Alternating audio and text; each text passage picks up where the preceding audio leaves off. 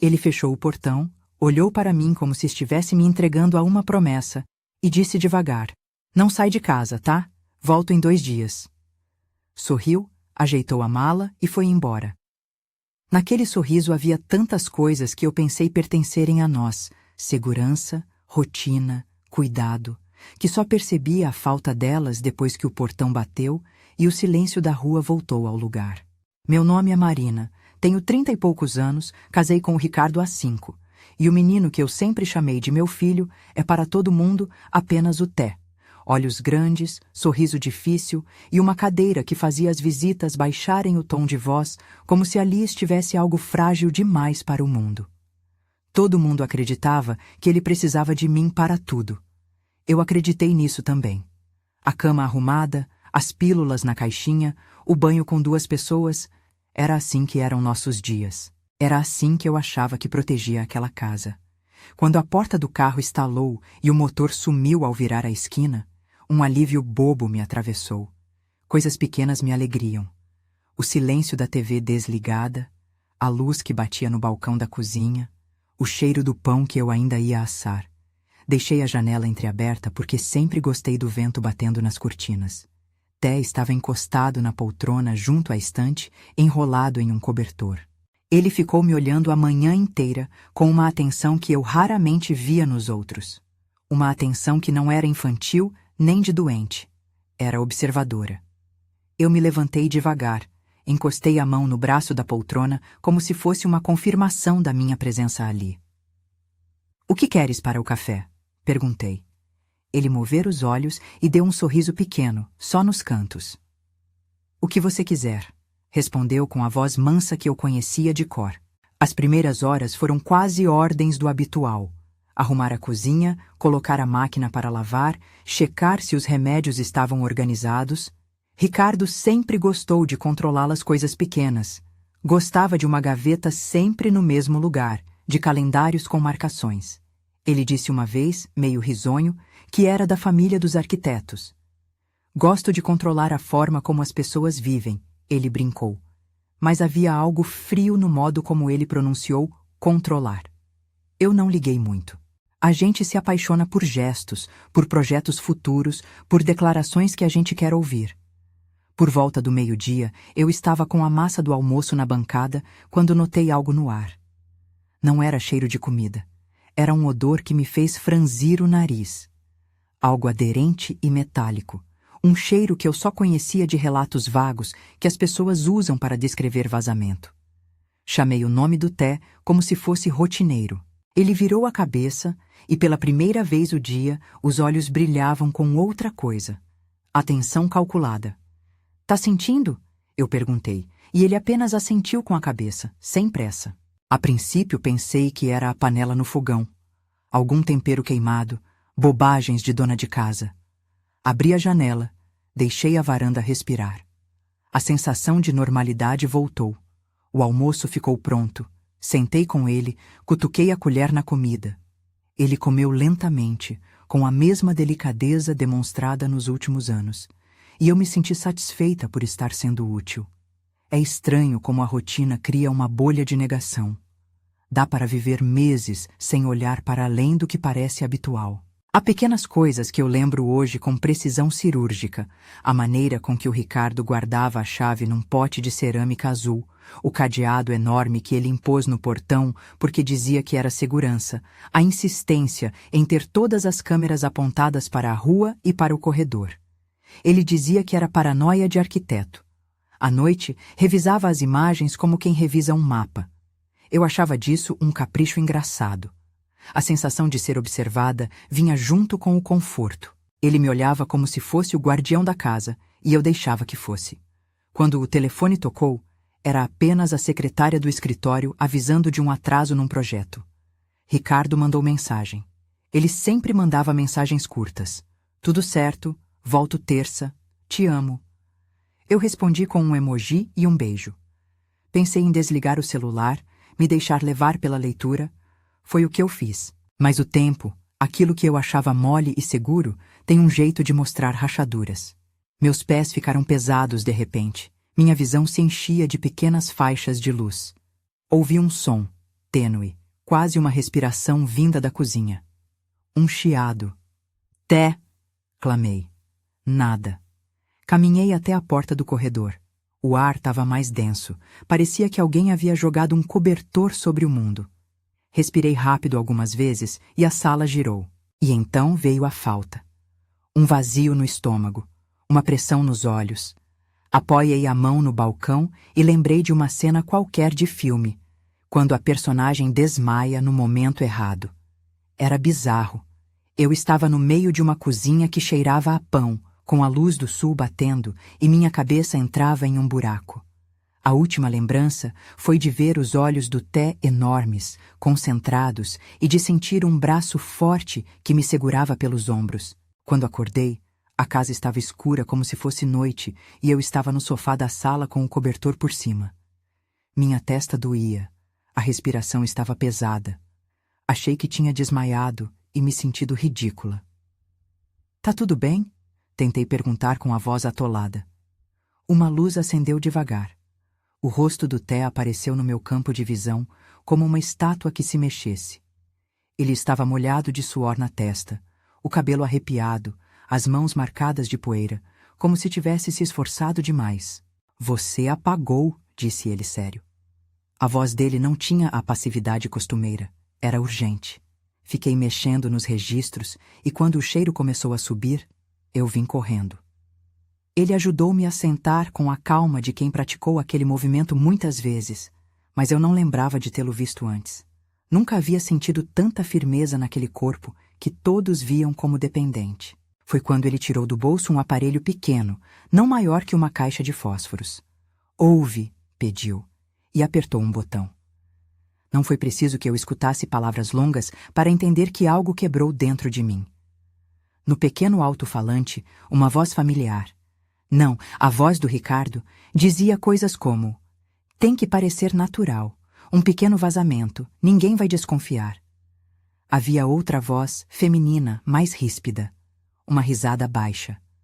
O seguro resolve, completou a mulher. Eu senti a sala girar outra vez. Era como se alguém tivesse prendido minhas costelas e puxado até eu quase não conseguir respirar. Eu sabia o suficiente para não cair na armadilha das palavras exatas. Ouvi o tom, o modo como eles tratavam cada acidente como mercadoria. As frases curtas eram suficientes, combinação de interesse, frieza. Quando o aparelho silenciou, meus olhos buscaram o rosto do Té. Ele estava pálido, mas havia algo triunfante misturado ao medo. Eu sabia, murmurou, desde que ela apareceu. Foi como levar um tapa. Só que o tapa veio com memórias cruzadas, lembranças de jantares em que Ricardo checou o celular a cada 5 minutos, reencontros noturnos que ele disfarçava com reuniões de escritório, pequenas notas de dinheiro que embaraçavam meus casacos. Eu tentava montar aquilo como um quebra-cabeça que estava de ponta cabeça. Como você? Minha voz falhou. Eu queria dizer, como você gravou isso? Por que não me contou? Por que não fui eu quem fez isso antes? As perguntas se atropelavam. O que mais doía era a traição convertida em plano, a ideia de que eu podia ter sido empurrada para fora da casa como um acidente programado. A casa, que sempre me pareceu abrigo, de repente parecia uma armadilha. Té me olhou e pela primeira vez abriu a boca para algo que não era apenas uma resposta.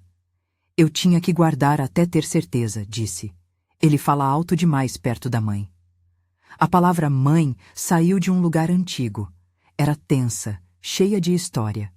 Ele cresceu ali, com a mão de Ricardo como figura central, o homem que projetou a casa, as rotinas, as regras.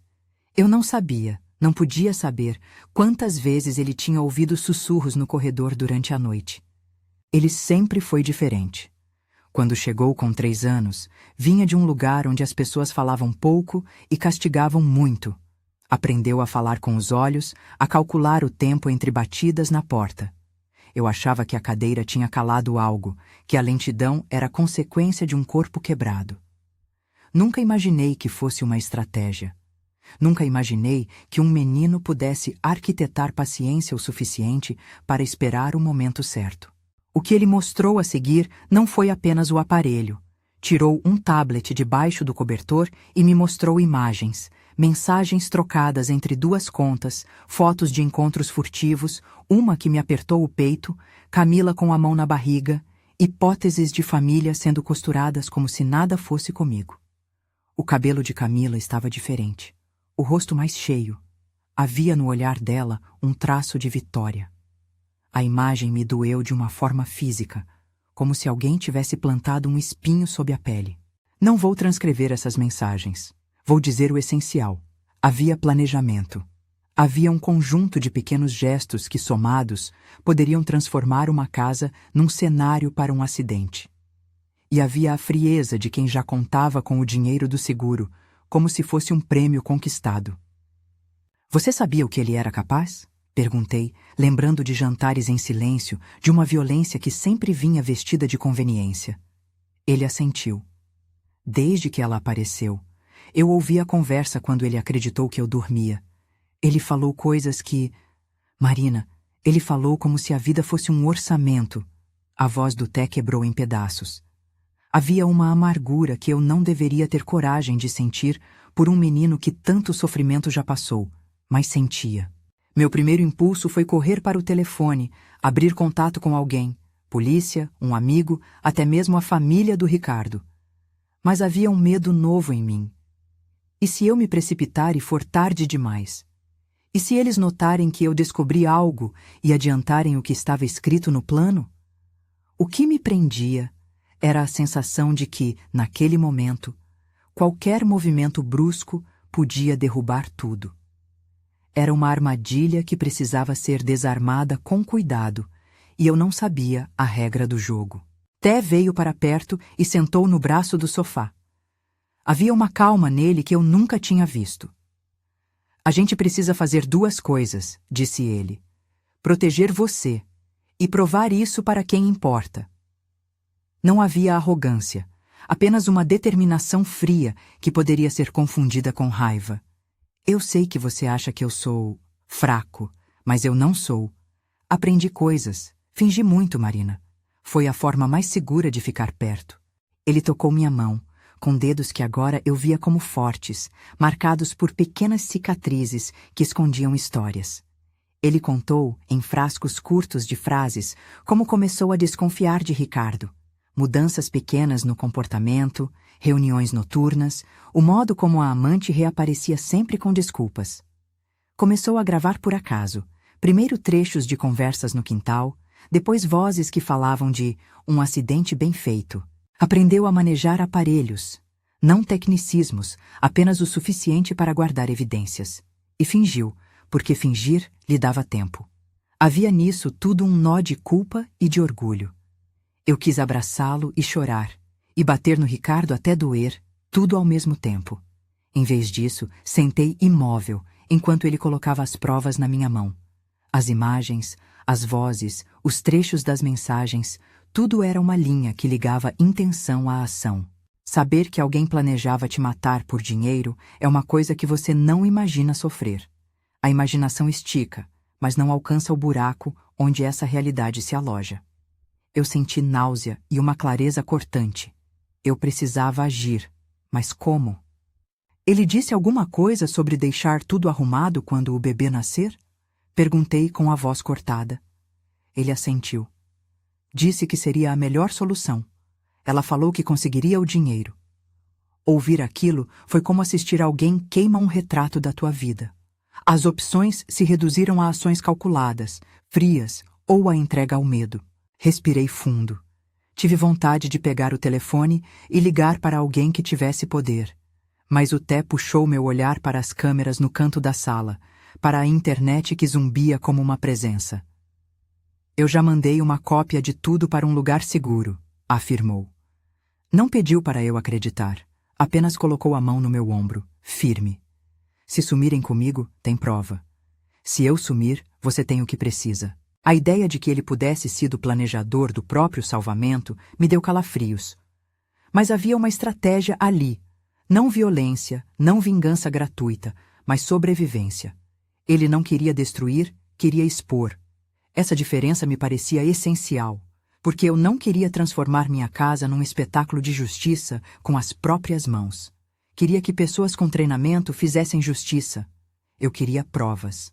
Você contou para alguém da polícia? Arrisquei. O silêncio que se formou depois foi pesado. Ainda não, disse ele.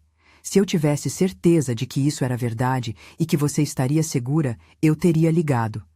Não tive quando ele falou, porque invisível não era.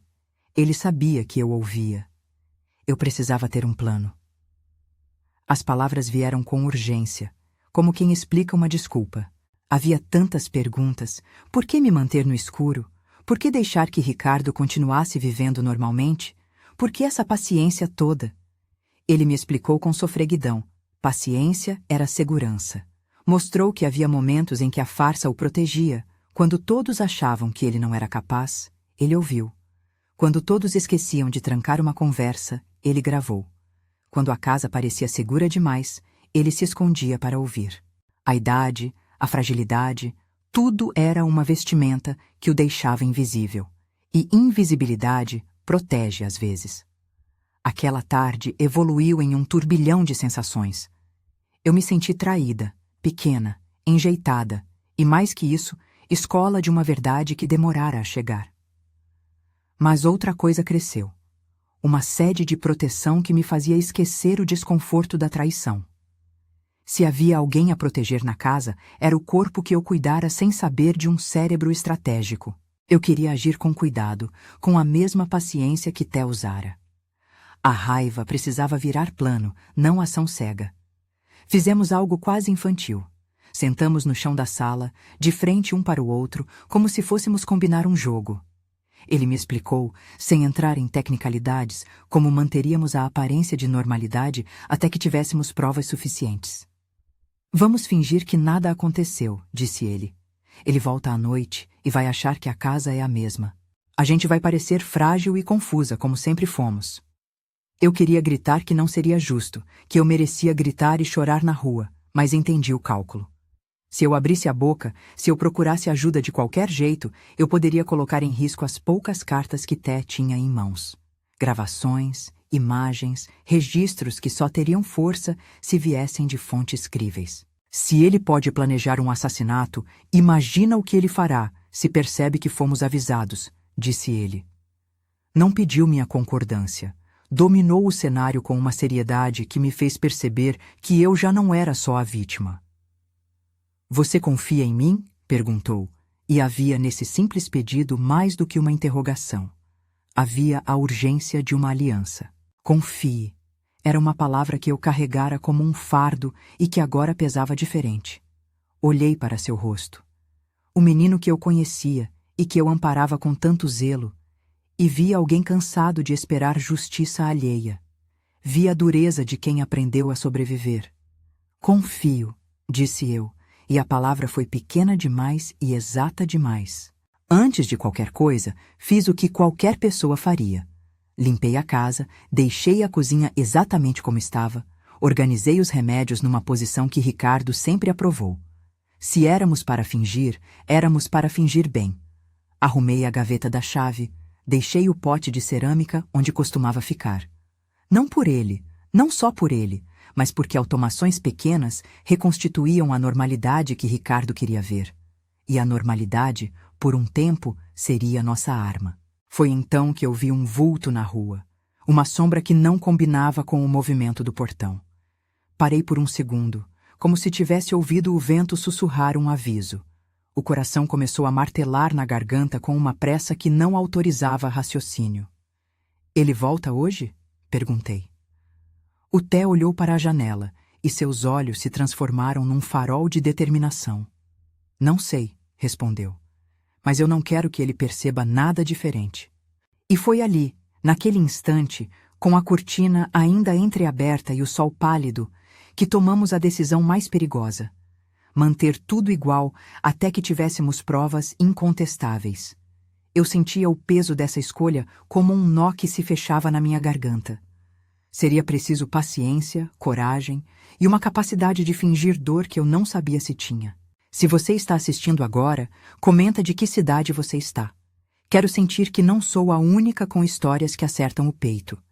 E se gosta de relatos assim, se inscreve.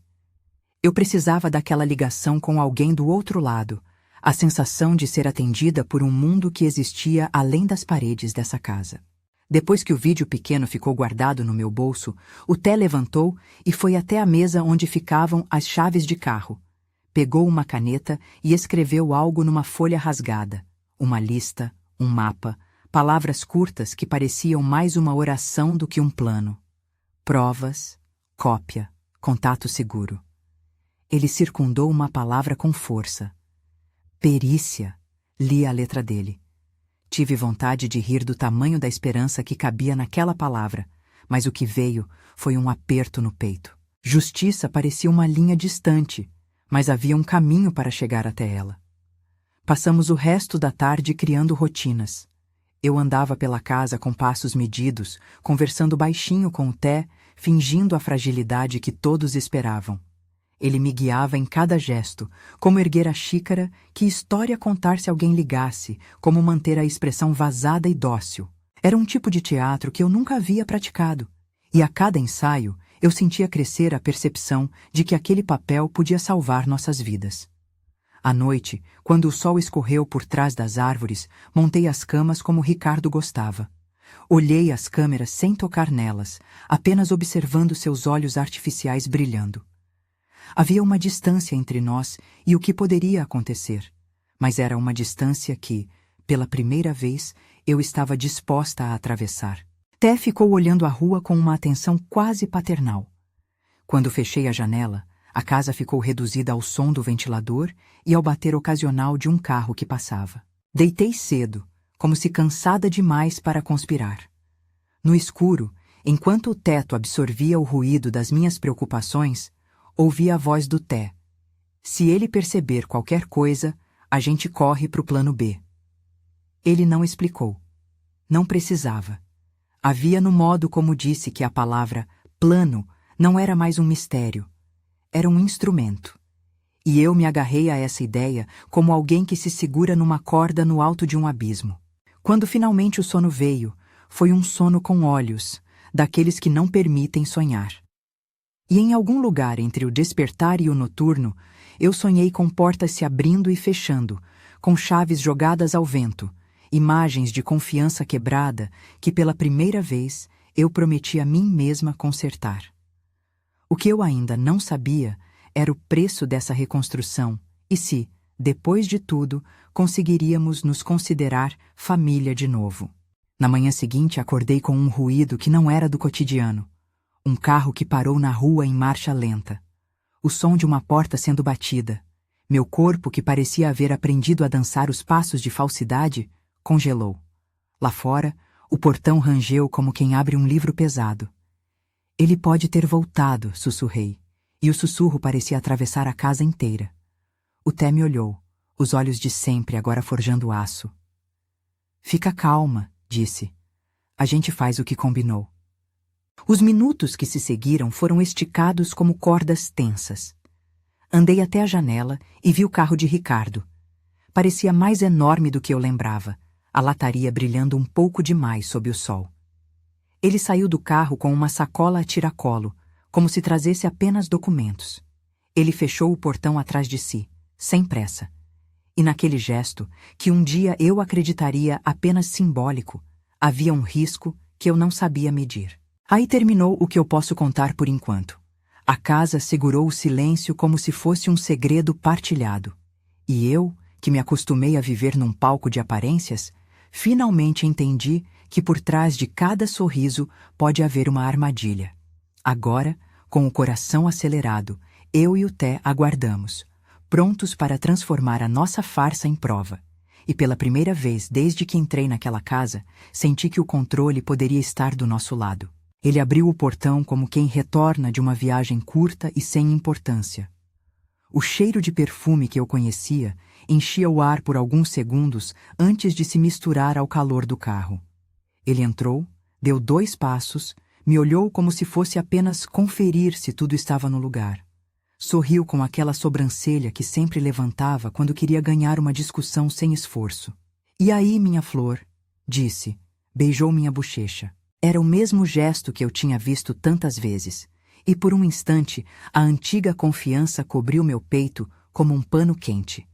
Fingi a fragilidade que combinamos. Respirei com um esforço ruidoso, segurei a xícara com as 2 mãos e deixei escapar um suspiro baixo.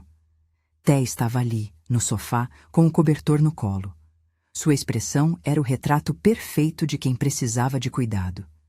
Ricardo esticou a mão para ajeitar o cobertor como um costumeiro gesto paternal. "Como você está, meu amor?" perguntou, com a voz que adotava diante de visitas. Ele encostou a testa no meu ombro de forma breve, como quem checa se o mundo segue confortável. Ao mesmo tempo, eu percebi a maneira como ele olhava para a sala. Não a curiosidade casual de alguém que volta para casa, mas a varredura de quem avalia meios e resultados. Nada passou na sua boca. Eu mantive o olhar turvado, uma Chloe de dor bem representada. Ricardo foi para a cozinha como se quisesse ajeitar algo para si. Trouxe chá em uma caneca, falou sobre trânsito, sobre o projeto que atrasou e sobre a reunião de amanhã. Era tudo previsível. Cada palavra dele era um fio do cenário que ele achava que sustentava. Interrompi algumas vezes com vozes curtas, perguntas que confirmavam: "Você ficou em casa? Alguém ligou?" Té respondeu com um murmúrio, a voz mansa que havia sempre feito os outros acreditar na sua dependência. Quando Ricardo me ofereceu para trancar o portão, eu concordei com a cabeça. Ele foi até lá, fechou o cadeado, o grande cadeado, e ficou um momento a mais olhando para a rua, como se tivesse certeza de que ninguém chegaria. Voltou e sentou-se. Colocou a mão sobre a minha, quis saber do remédio, perguntou coisas banais. Eu me deixei levar. Enquanto isso, debaixo da polidez das cenas, o plano que o Té e eu criáramos começou a se mover. Ele me passava pequenos sinais, mínimos toques no joelho, um piscar de olho que só nós 2 entendíamos. Ele havia preparado um backup seguro, e eu sabia disso. Não apenas cópias, mas contatos, pessoas com quem ele falara quando ainda era criança e aprendeu que, às vezes, um adulto confiável pode ser a diferença entre escapar e desaparecer. Havia um advogado ligado ao abrigo onde ele cresceu, um nome que ele não pronunciava em voz alta, mas que guardou em mensagens criptografadas, com cópias em servidores que eu não entendia, mas que tinha fé que existiam. Não era perfeito, mas era o suficiente para chamar reforços se algo saísse do controle. A conversa fluiu como óleo até que Ricardo, ao levantar para pegar algo no corredor, fingiu tropeçar perto do armário com os remédios. O coração apertou no meu peito. Ele me olhou de lado, avaliando se eu estava atenta. Era um gesto pequeno, um teste. Eu segurei a respiração e sorri com uma voz frágil. "Está tudo bem, querido." Ele sorriu como quem recebe a confirmação que procura. Satisfeito, voltou para a sala. Depois de algum tempo, Ricardo propôs um brinde, celebrando a viagem tranquila, a volta. Ergueu a taça e fez um comentário sobre recomeços, com aquela entonação que sempre me soou como ameaça e promessa ao mesmo tempo. Peguei na taça e bebi um gole pequeno. O sabor do chá me pareceu amargo demais. Dei uma pequena tosse, fazia parte do papel. Tinha de parecer mais frágil do que estava. A tensão aumentou quando ele sugeriu que Té poderia passar mais tempo no quarto, para se poupar. Por trás da proposta, havia um falso carinho. Era uma tentativa de isolá-lo, de retirá-lo do espaço onde poderia agir com autonomia. Teve um momento em que ele se aproximou do sofá, como querendo colocar a mão na cabeça do menino, e eu vi no reflexo da janela como a mão dele hesitou, calculou. Foi aí que Té, com a lentidão ensaiada, fez algo que me apertou o peito de orgulho. Ele deixou escapar uma pergunta que parecia solta, como quem busca entender a temperatura do ambiente. "Pai, você verifica os boletos hoje?" Era uma pergunta banal, uma pergunta que naquele contexto parecia apenas rotina. Ricardo olhou com surpresa e respondeu distraído. Mas naquele abrir de boca dele havia um microsegundo de exposição, uma expressão curta demais para fingir. Foi o suficiente. O menino inclinou a cabeça discretamente. Ele havia planejado um sinal, Uma palavra que acenderia algo na mente de Ricardo. Era um truque de teatro que jogava com a insegurança do público para saber como controlar a narrativa. Eu sorri de leve e segui no papel de vítima. Quando a tarde escureceu, nosso jogo ganhou contornos mais perigosos. Ricardo começou a falar alto ao telefone, discussão que eu não ouvi, mas que senti bater na janela como vento frio. Ele falou sobre arrumar as coisas e falou a palavra seguro com uma naturalidade que me deu náusea. A voz dele não tremeu. Em algum ponto, ele mencionou um nome que eu agora reconhecia: Camila. A palavra pousou na sala como um aviso. Eu já não conseguia mais sustentar a calma sem afundar. Senti o corpo tremer. Segurei a xícara com força até as juntas ficarem brancas. Mas o que me impressionou foi o modo como Té se posicionou. Ninguém teria imaginado aquele movimento. Ele se colocou entre nós de um jeito que, aos olhos de Ricardo, seria apenas a preocupação por um filho. Inofensivo. Proteção disfarçada. Pai, você já ligou para a manutenção do portão? Perguntou Té, com a voz mansa. Ricardo reprovou, como se alguém tivesse questionado a ordem natural. Mas não tocou no assunto maior. Ele estava distraído com o plano que fervilhava em sua cabeça. A noite caiu densa. Ricardo preparou um jantar modesto, comeu pouco e durante a sobremesa sugeriu que iríamos dormir cedo. Ele chamou Té para ajudar a recolher as louças. Vi o olhar do menino, a cabeça levemente baixa. Eu senti o nó da despedida próxima. No fundo, esperava que a presença de convidados não se concretizasse, que o plano do Té tivesse força para atrair o socorro que precisamos. Cerca de meia hora depois, quando Ricardo ficou ao telefone sob o pretexto de resolver um problema no escritório, o ar na sala começou a mudar. Não foi um cheiro dessa vez, mas uma sensação.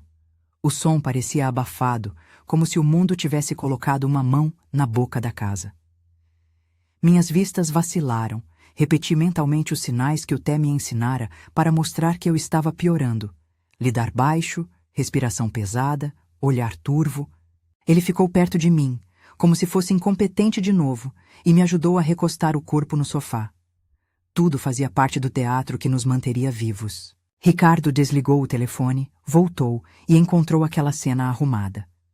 Parabenizou o filho por cuidar da mãe, deu um beijo na minha testa com aquela cara de satisfeita que eu comecei a odiar. No entanto, naquele mesmo instante, o menino levantou a mão de um modo tão natural que mal parecia consciente. E quando passou pelo corredor, tocou por instinto uma caixa que ficava próxima ao painel das câmeras. O painel piscou por uma fração de segundo. Foi um gesto tão pequeno que nenhum fiscalismo poderia acusar. Foi apenas um deslize do olhar de um homem que acreditava ter tudo sob controle. O restante aconteceu como um filme que comprime o tempo. Ricardo retornou para a sala e, antes de dizer qualquer coisa, olhou para nós de um modo que mesclava ternura fingida e suspeita calculada. Havia um ponto cego no rosto dele que não fechava.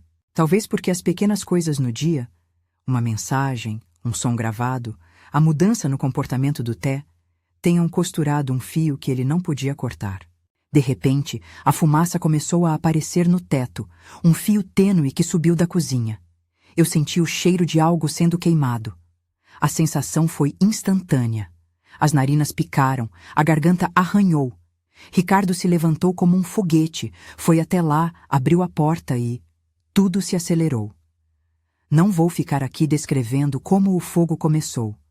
Não é necessário para você entender que, num instante, a nossa casa se transformou em um cenário de perigo. O som das chamas era o ruído mais verdadeiro que já ouvi. O que aconteceu a seguir foi uma sucessão de reações humanas e instintivas. Ricardo, em pânico, agiu de uma forma que mostrou sua verdadeira face. Não a do provedor, mas de um homem apanhado pela própria armadilha. Ele tentou nos conter, falou que tudo estava sob controle, que era exagero nosso, e empurrou o sofá para abrir caminho. A confusão lhe deu coragem para agir de forma agressiva. Não houve choque para mim ou para o Té.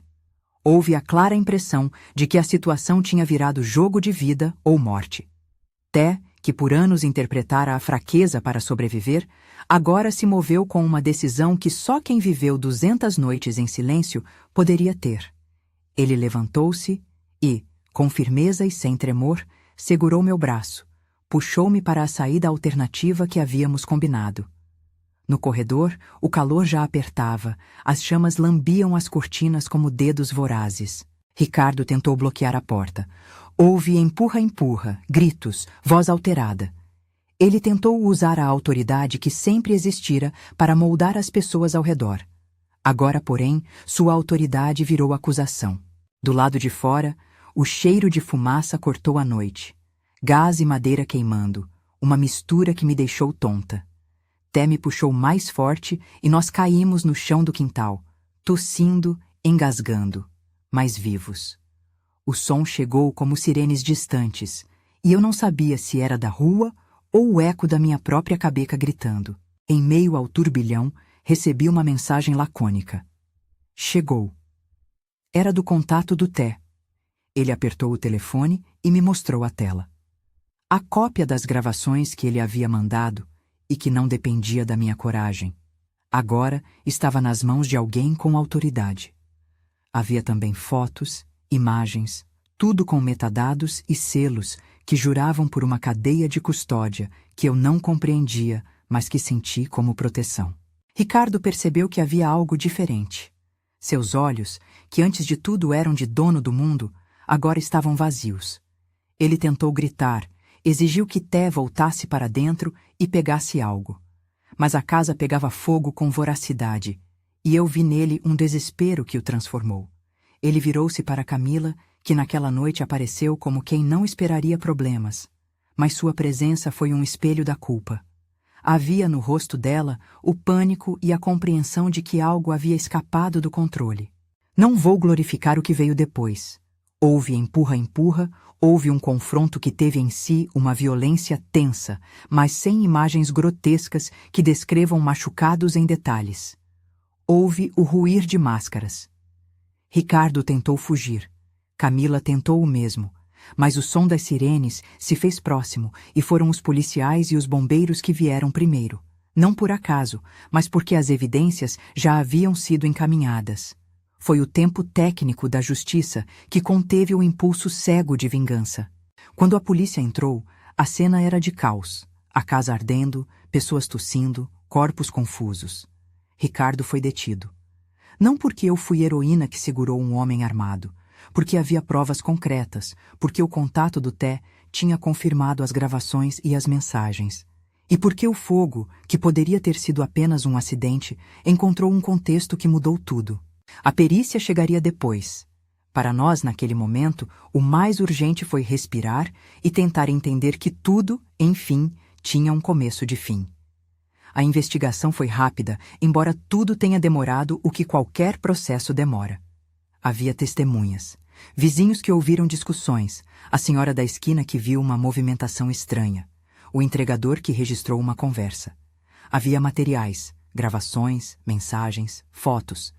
E havia a nossa palavra, o relato que eu e o Té demos com medo e coragem misturados. A polícia levou o aparelho que guardava as gravações, analisou os dados e confirmou aquilo que eu já sabia por todo o corpo. Havia intenção. O medo que me acompanhou nas semanas seguintes era uma sombra que insistia em respirar ao meu lado.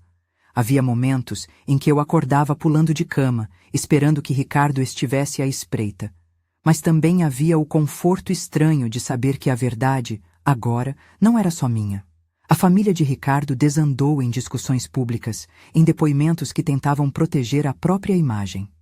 Camila foi chamada a depor.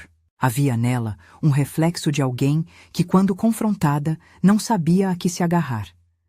No meio desse furacão, o Té revelou uma faceta que me doeu de amor.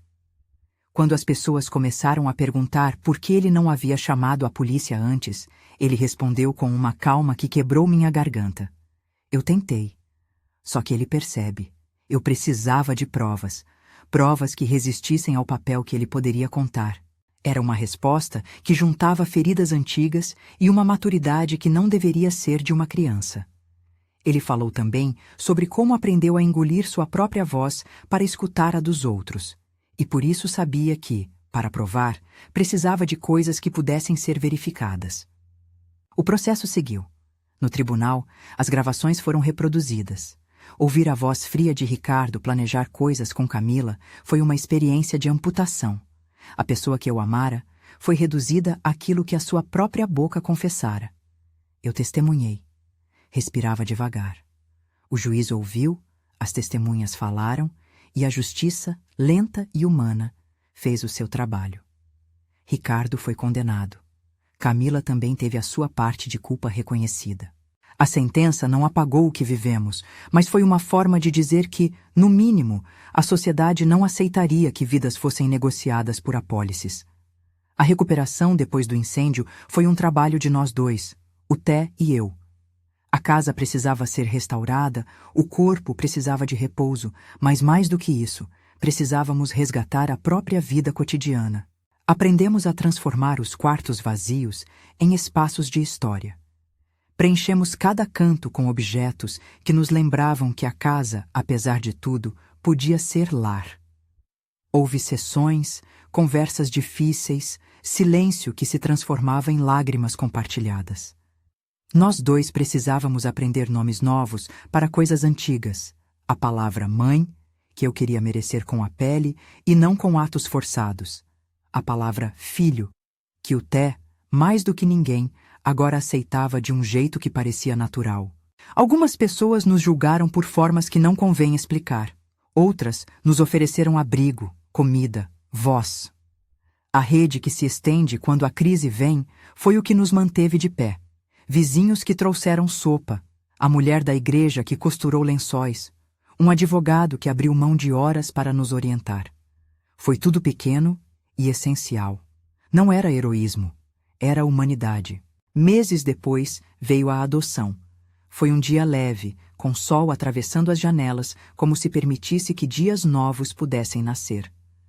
Té assinou papéis que não eram só tinta, eram o selo de uma escolha que nós fizemos de forma consciente. Eu o escolhi, de verdade, para ser meu filho. No cartório, quando o juiz pronunciou as palavras que formalizavam a adoção, eu senti o corpo se soltar. Era como se uma corda que vindo do peito tivesse sido cortada. Chorei, de novo, mas era uma dor que vinha acompanhada de alívio verdadeiro. A justiça, no entanto, trouxe questões que não desaparecem com sentenças. Ricardo cumpriu o tempo estabelecido. Camila também teve a sua pena. A sociedade julgou e puniu. Nada disso devolve o tempo que perdemos, as noites em claro, as memórias queimadas. Mas houve responsabilidade, e para nós, isso foi um começo. A reconstrução da vida foi lenta. Não se trata só de consertar paredes, trata-se de reescrever rituais. Aprendemos a rirmos de coisas pequenas, a cozinhar sem pressa, a escolher filmes que não tivessem cenas de violência. Té, que outrora interpretara a fragilidade como estratégia, agora experimentava o prazer de não precisar fingir. Aos poucos, as visitas passaram a nos tratar como família legítima. A nossa intimidade era visível e acolhida. Houve um momento em que eu percebi que as pessoas, aquelas que sempre achavam que sabiam tudo sobre a minha vida, ainda olhavam para nós com uma curiosidade que eu não queria alimentar. Às vezes perguntavam pela escolha de adotar, como se fosse um evento raro. Respondia com simplicidade: porque ele é meu filho. E era uma resposta que encerrava qualquer debate. Não se trata de provar nada para ninguém. Trata-se de viver. Aprendi também a perdoar na medida em que era possível. Perdoar, aqui, não significou esquecer. Não apagou o que aconteceu. Perdoar foi um exercício de libertação. Eu precisava soltar o ódio que me envenenava para poder amar com generosidade. Não foi fácil. Houve dias de recaída, de lembrar de palavras, de olhar para imagens que me fizeram mal. Mas com o tempo, esse sentimento perdeu o poder de me dominar. Té cresceu com uma confiança nova, a confiança de que não precisava mais calcular cada palavra para sobreviver. Ele começou a estudar com afinco, encontrou nas bibliotecas um refúgio.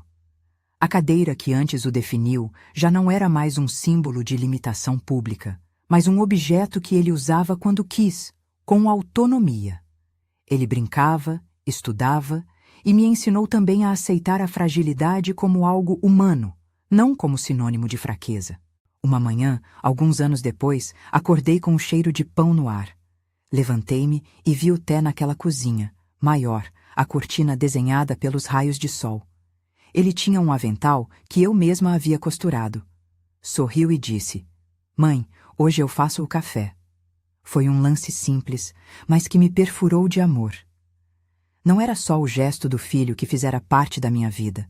Era a constatação de que a vida continuará, que a reconstrução, embora lenta, se completa nas pequenas rotinas. Às vezes relembro a mulher que fui antes de tudo isso, mais insegura, ansiosa em provar seu lugar. Hoje olho para a foto na minha estante, a foto de um dia qualquer antes de saber, e sinto compaixão, não julgamento.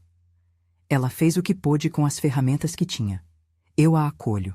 Aprendi que não somos animações unidimensionais, somos todos contradições, escolhas, cicatrizes que ensinam. Em noites mais calma, conto ao Té como me senti quando ele apertou o botão do gravador pela primeira vez. Ele sorri, encolhe os ombros como quem diz: era o que precisava ser feito, e volta à leitura. Ele ainda carrega um silêncio que eu respeitava.